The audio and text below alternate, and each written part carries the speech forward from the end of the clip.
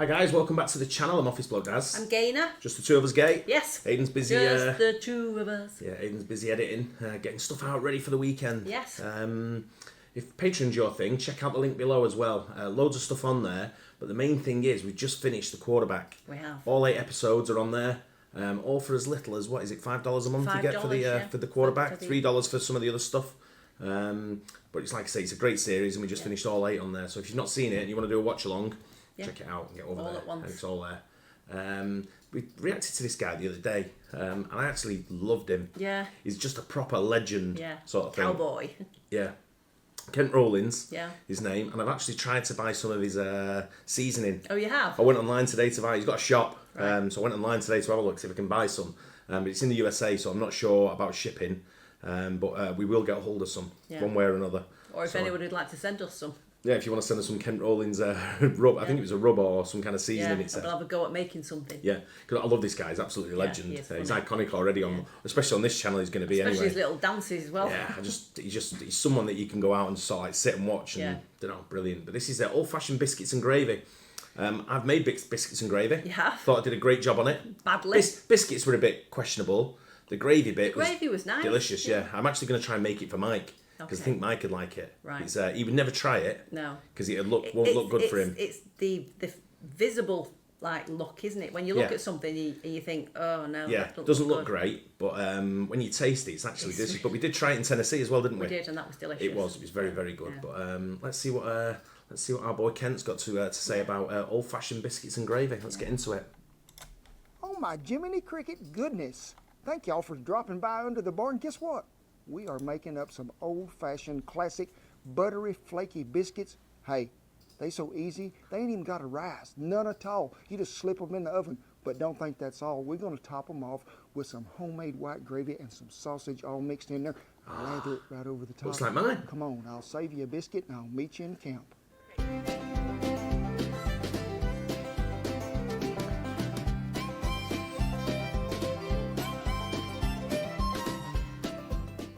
Hey, welcome to another episode of Cowboy Cooking. And what are we talking about today? Homemade buttery biscuits. But folks, be sure you stick around to the end of this, because we have got some great news. We're going to give you a little preview of what?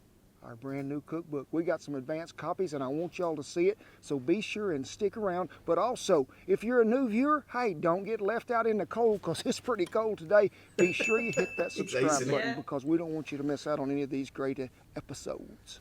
Pardon me, folks, but I'm going to have to put this apron on. I am a little cold, but hey. I was going to say, out of all the things we've tried, as far as like southern food goes, if you want, or the US food. Yeah. I mean, obviously, I love cheese. Everyone knows I love Philly cheesesteaks. I love the southern fried chicken. Yeah. I think biscuits and gravy is probably something I've never had before when I tried it. Yeah. But it'd be something that if they did over here, I would probably have it regularly.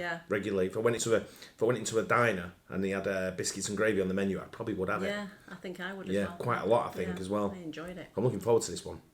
Hey, I'd like to thank the good folks at Area They have supplied us with some fine stuff, and I do love this vest. Shannon will have you a link there to where you can go to the right page, and it'll show you all of my favorites, everything that I'm wearing and what I like. And this is sort of like saran wrap, putting an apron on in the wind.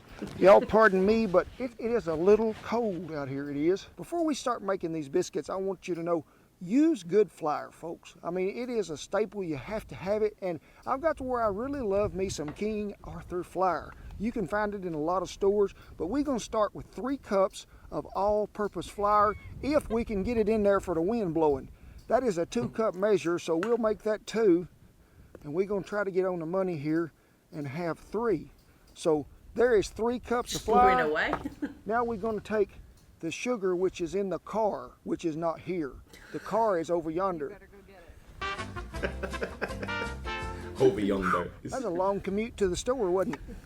The funny thing I like about Kent, the way he does it, he uses terminology that makes you laugh as well. Yeah, that we just wouldn't use. It's terminology as well you wouldn't see on a cooking program type thing. He's down to earth. Yeah. He's telling you as it is. Whoo! As Justin Wilson would say. Now we're going to take 3 tablespoons of sugar, a half a teaspoon of salt, heaping teaspoon of baking powder. This here magical elixir.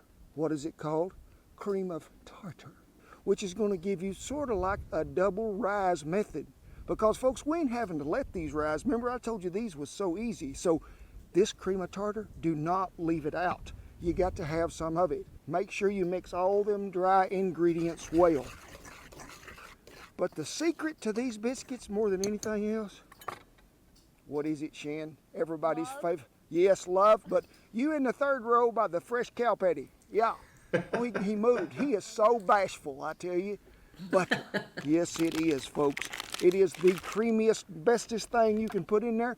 Now, folks, it needs to be chilled. This can't be soft, and I don't want you to just crumb it up in there. I want you to just slice it in there. And we're going to use a stick and a half, which is about 3/4 of a cup. And when we go to mixing this, we are not just going to just tear this butter plumb up to where you can't find it. That's the secret to these good buttery flavored flaky biscuits, is to leave that butter in big enough pieces you can sort of see it, and it melts throughout that biscuit while it is cooking. And you need to get you one of them pie crumb cutter deals, and we got one somewhere. We just don't know where it's at. We got one. Oh, culinary had it. That's what I don't know you what roll he's it got to there. put But the folks, if you flour ain't and the got one butter of these, together. and my mother taught me to make them too, with just a fork. But this is a whole lot easier. Just remember what I'm telling you. We ain't mashing that butter all away. I want to leave it in flaky pieces to where they melt in there, and that's what makes a biscuit. I've got one of those for me garlic. Now, folks, you can see as we quit messing with that, this isn't like a pie crust consistency to where it's more cracker crumb. I want to be able to see them little bits of butter all mixed up in through there, because that's what's going to make things so delicious, folks. It is. Because I want to take one cackleberry. I sure do. Because I like to whip it just a tad, not much. I just want to see it separate there a little and get a little more on the liquefied stage, and that is there. We're going to use 1.25 cups of buttermilk. Now, say you're looking in your icebox just right now, you are, and you're thinking, I'm going to make this recipe, but I ain't got no buttermilk. Scientific knowledge has proven the fact that if you hold your foot up like this, and you go over to the drawer and you find some lemon juice, you can make your own buttermilk. It is very simple. You said that yesterday, didn't you? I did. Or vinegar. And somebody in the comments said, you don't put lemon juice in there, it would just curdle and go lumpy. Boom. Yeah. That is right. So, 1.25 cups of buttermilk. Let's go ahead and put our egg in there. And let's just sort of go to folding this over and over. Okay, you can see that is powerful wet. That is a good place to start. Because, folks, we don't want this to be so dry when we're starting here that we're trying to incorporate that liquid back into it. It don't work well. So, let me get a little flour on my hands. And we're going to add a little flour in there. And I just want you to go to mashing. You can see that is still wet enough to stick together, but it ain't sticking to my hands so much. So, let's discard that apparatus. And let's put some of that Those flour like Play-Doh. At this point in time, we're going to knead it for just a little bit. So just keep rolling it over, mashing that butter all up in that dough, because we don't want to see nobody left out. And you can see that good yellow color that it's got in there from that egg and that butter. See how it sort of just jumps out there at you in the evening fading light? So when you get it to that point to where you've kneaded it for about, I'd say a minute, just get her rolled over here in about that shape right there. And voila, we have created a homemade biscuit nearly.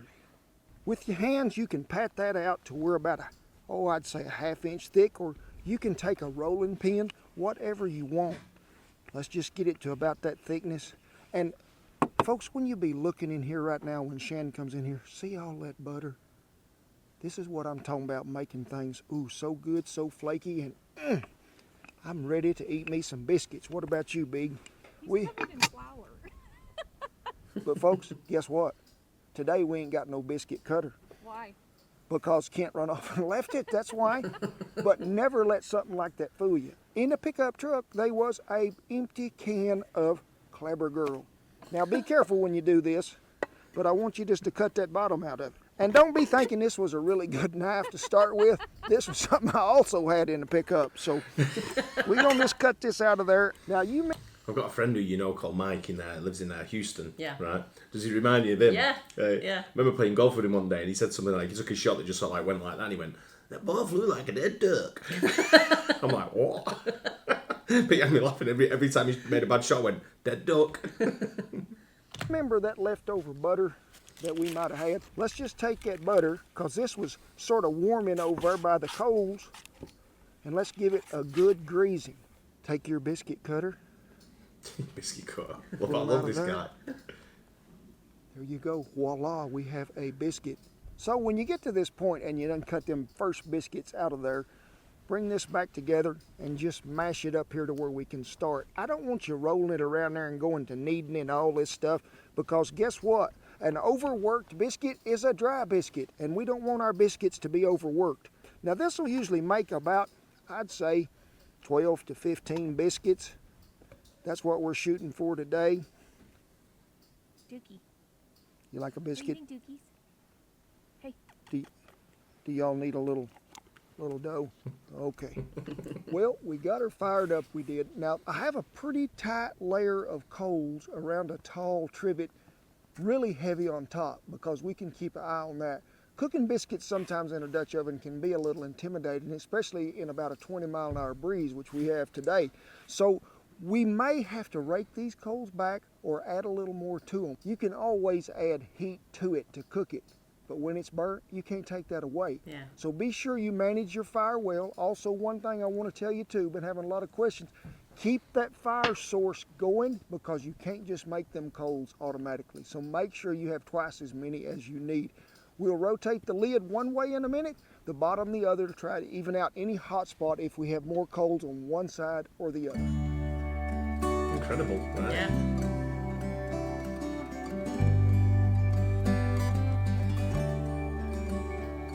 Oh, that's how he's cooking it like that. Yeah, that's cool, I isn't thought he was going it? to put some on top. He is. Oh, He's hell. got that what's it, Hey, hasn't he? Jan. Putting that on top. Thank Yeah. you for coming Keep on the in heat here. in. If y'all didn't know, this was the shipping warehouse headquarters for what? Red River Ranch it is. And guess what? Cookbook. Hey, a lot of orders go out of here, and we're so glad that y'all are ordering them, because I need to make some room in here, I do. But guess what? It's a surprise. Have you seen it? Look here. Advanced copies of what? Faith, Family, and the Feast. I want y'all to look in here at these pictures. Look at this. Shan is a great photographer, and look at Old Glory waving there in the breeze as we pray for our little blessings to bless that meal. But guess who? Guess who made the next page? Look, it is the bee.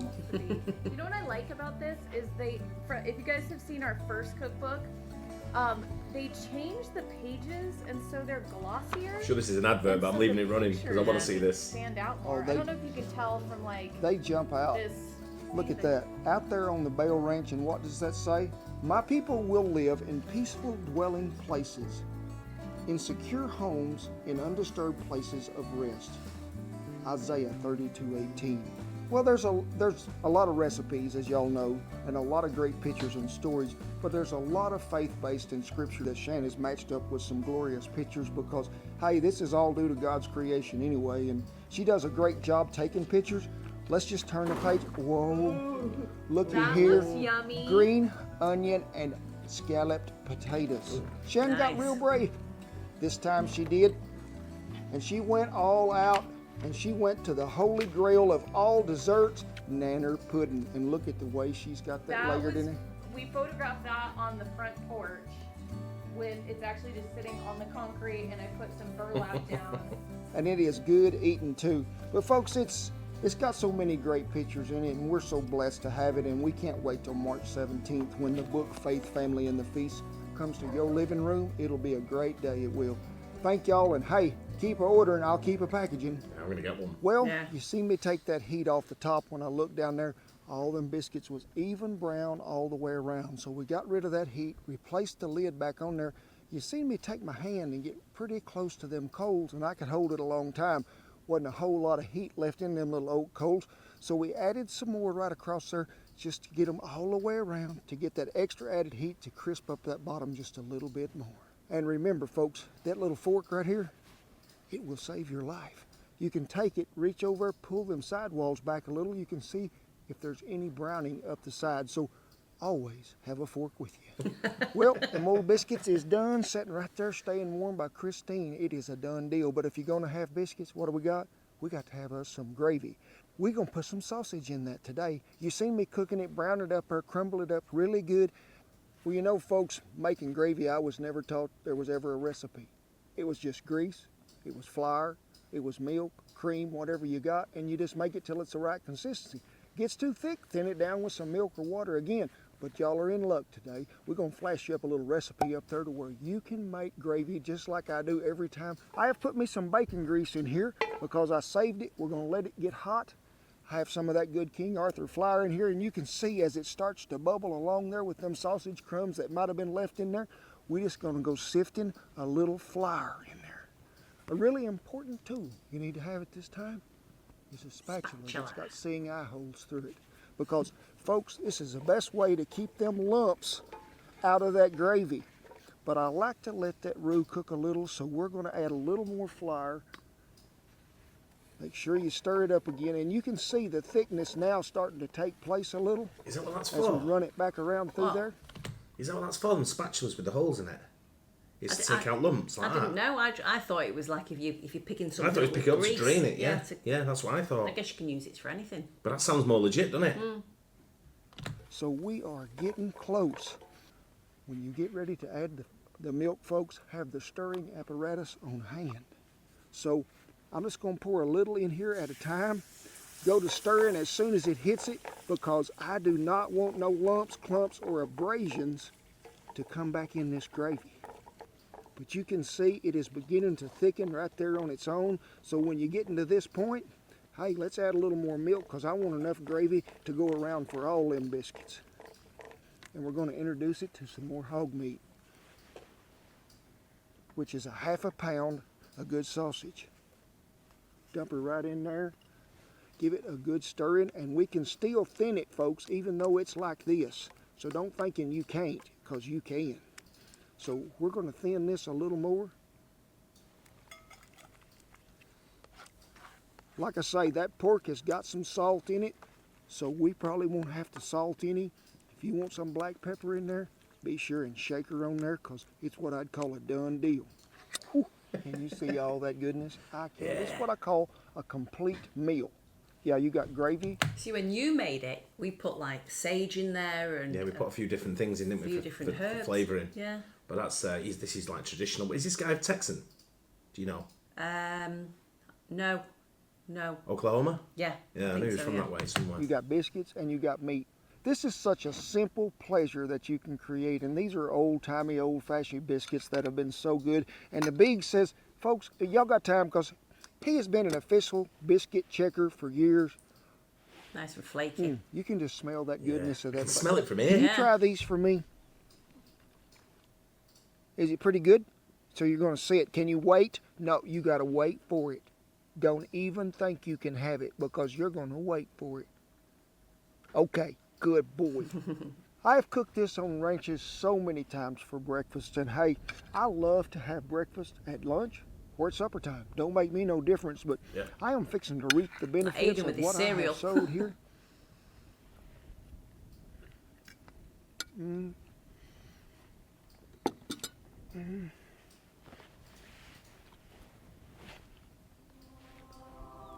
Praise the Lord.